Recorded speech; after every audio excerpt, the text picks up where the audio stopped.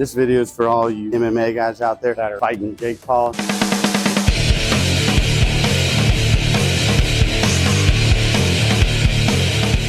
He's definitely gotten better at his craft. He's tall, he's fighting guys 40 pounds lighter, so he's always going to have the advantage. But I did see some stuff that Mike Perry did that was working. If he would have stuck with that, he probably would have done a lot better because he's tough. Because Jake has a lot of mistakes that he does when he's coming at you. First off, he's jabbing from the waist, and then a lot of his rights loopings. Mike Perry actually landed slip jabs and landed uppercut, and he was bobbing and weaving, doing like peekaboo. But I'm going to show you some a little more advanced stuff that you can do that'll help MMA guy be able to perform better against him. I just kind of broke the fight down. I noticed some things. One thing that Mike did first, when Jake was punching out and he was kind of doing the bobbing and weaving, one of the best things that he could have done is could have slipped to the left like this and then landed the uppercut, whether it's to the face. So if the punch is coming here, he goes a looping right, you can step, you want to step in on it, slip, and then boom. Or you can slip here, you hit the body. So you got a lot of options for that slip, but you have to scoot as you're slipping. You got to step and scoot in while the punch is coming in order to get closer to the body. So that's key on that one. The next thing that he didn't do is really good. He kept jabbing and jabbing and jabbing, but Mike's hands were kind of like this, and he was like wide open. And you can't stand square when you box, you got to be short.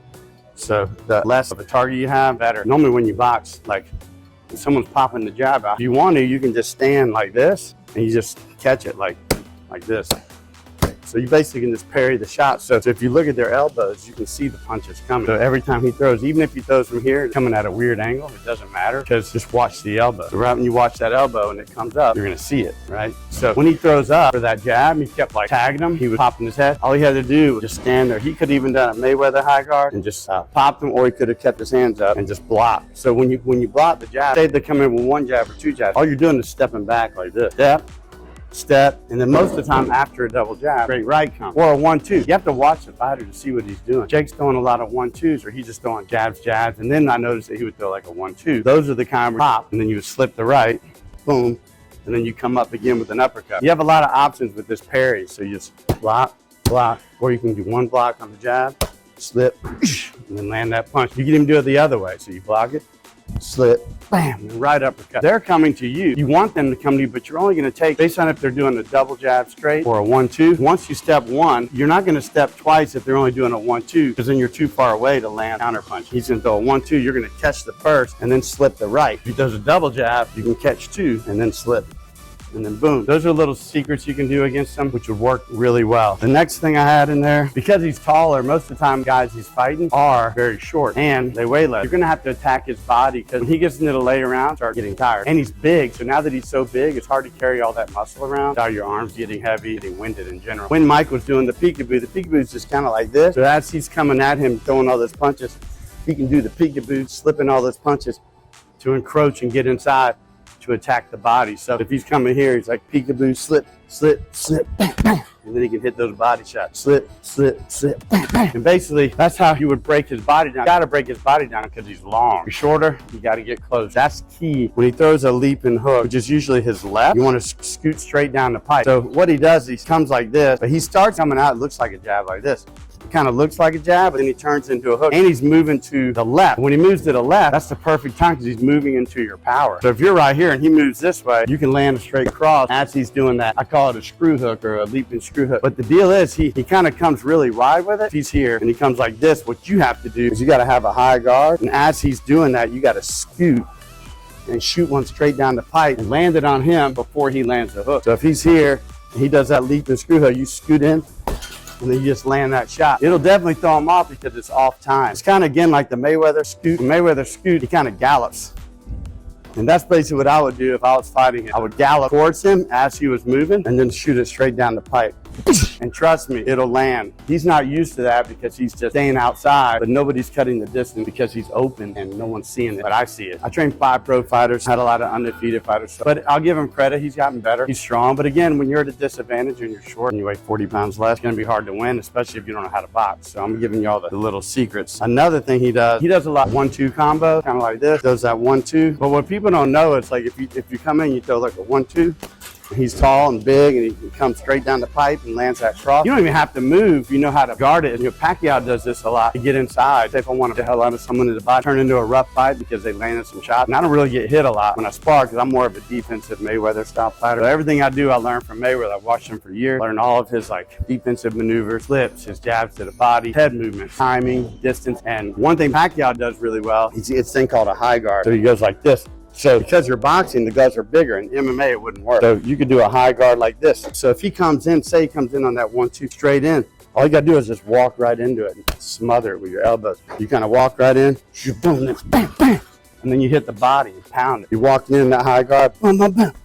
But you got to take the shot, but you got to be firm. Like your elbows got to be super, super firm and tight. That way you can get inside and smother his punches when he comes in. Super key when he's landing that 1-2, because he does that a lot. 1-2 straight down the pipe. Now that one he actually is tighter, which is good. He's high and tight. He's shooting that punch from the chin and cheeks, which is how you want to throw the 1-2. Just a straight trajectory, a straight line. You're gonna land a lot faster than if you throw wide punches. When he throws a looping overhead right, you're basically gonna match a right cross with his right, and you'll land it first. Kind of throws him like this, a left cross or a straight right down the pipe. If the arm is coming like this, he's throwing those looping rights that come over the head and hit the back of the head. All you have to do is be high and tight like this. If you're high and tight and then that looping right comes down, you can do 1 or 2 options. You know how to throw a left cross. What it is kind of like throwing a straight cross like this, but you twist and you land it like that. There's actually more power on a left than a jab. It would be like throwing a right, straight right like this, throwing a jab, so you got to be set up.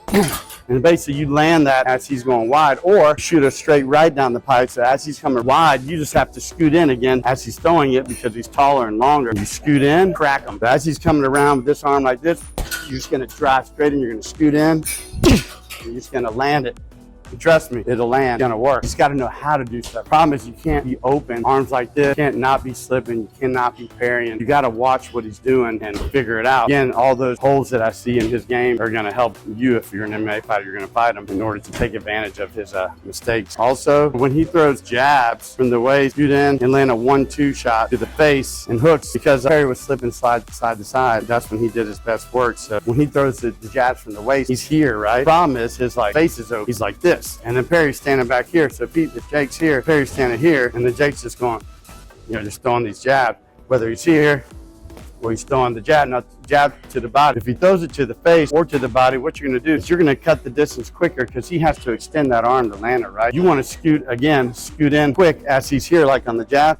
And then before he lands that jab, before he comes up like this, so if the punch is coming this way, you're just gonna scoot and go, bam, and just land it quick, just in and out, bam, bam.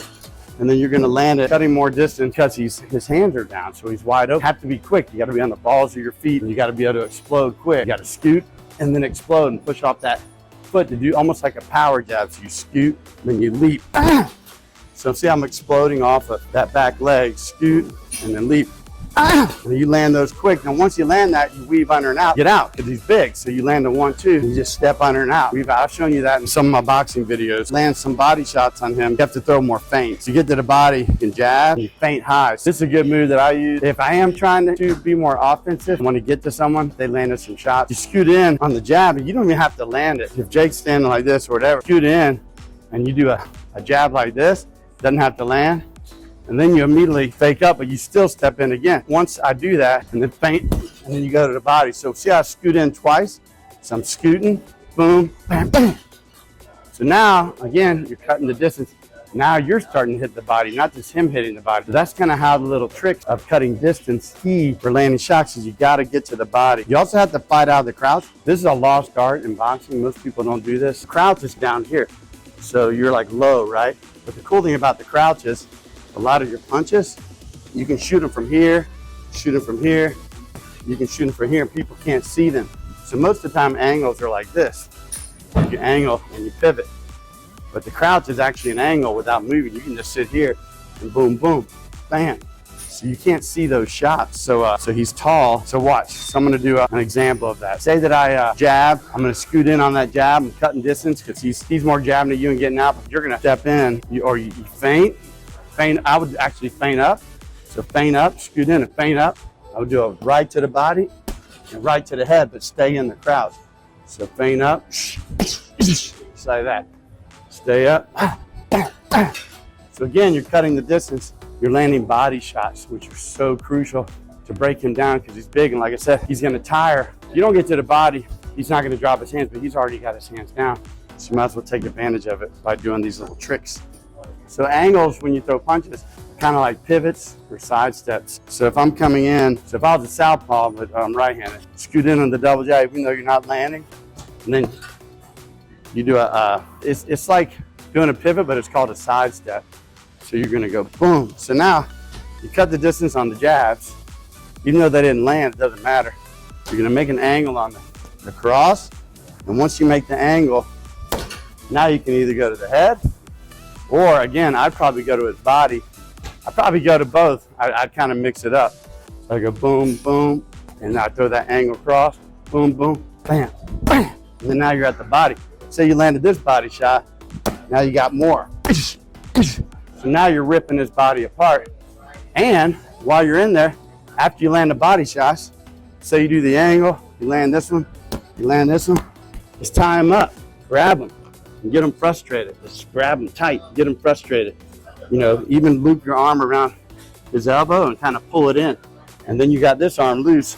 You can just do little short uppercuts until the ref pulls you off. So again, another great thing to do against Jake Paul. If it was me, because I'm a counter puncher, I would fight more like a Mayweather style, just tag the shit out of him as he's throwing punches. Because I'm one of those guys who, when I throw punches, I stand right in front of you, but because my defense is so good, I know how to land shots as they're throwing. So I'm more in the Mayweather guard like this, and then I'm just blocking shots either with my elbow, with my hand.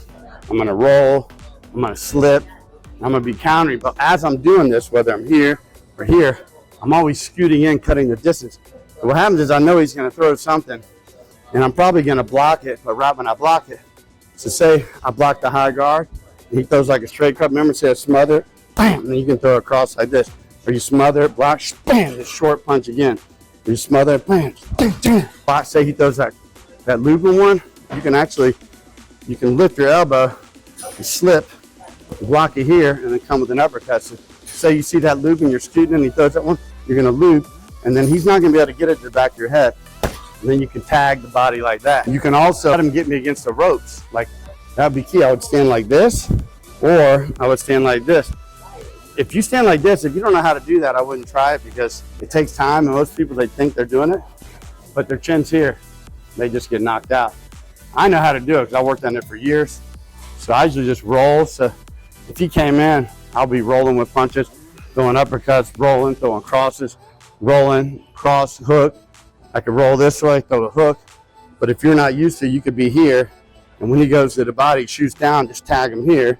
If he throws that looping right, just throw a left cross. Or if he throws like a looping right, you can shoot that right down, right off the ropes. And then what I would try to do is I would try to, boom, boom, I would grab him, I'd spin him, and then I'd work that body again, and then get out. It's again, because he's big. So you want to do your damage, get in, and then get out. And again, you could win on points because you're being smarter and you're landing shots and you're breaking them down. So if he gets tired enough, once all those little tactics work, you could probably knock him out because he's not used to it. And the secret on the knockout is most people, they just throw punches. But if you notice, if you watch Mayweather, the way he punches, he's got his eyes straight on the chin right here. See that little thing right there? The chin, the way the chin works, that's like your sweet spot, right? Right there. So when you land those hard shots, whether it's a hook, you want to go here, or a straight cross right there, and it'll rattle the skull. And you can also come behind the ear, like a loop one behind the ear, to mess with the equilibrium. Then you take one to the chin, and that could knock him out once he's tired. Or the last thing is you could throw one to the sternum and take all the air out of him, like right here. And he's like, and then he can't breathe, and then you can do whatever you want. So again, those little tricks are going to be key. So if you're an MMA fighter, I hope you're watching this so I can help you do some damage. I don't have anything against the guy. He seems pretty cool. He does stuff like me. I'm just giving y'all how I would go about doing it to beat Jake Paul in boxing. If you're an MMA fighter and you're going to fight him, try to get your coach to help you with these tactics. And I think you'll be very successful and very happy with your results. CreekFreakTraining.com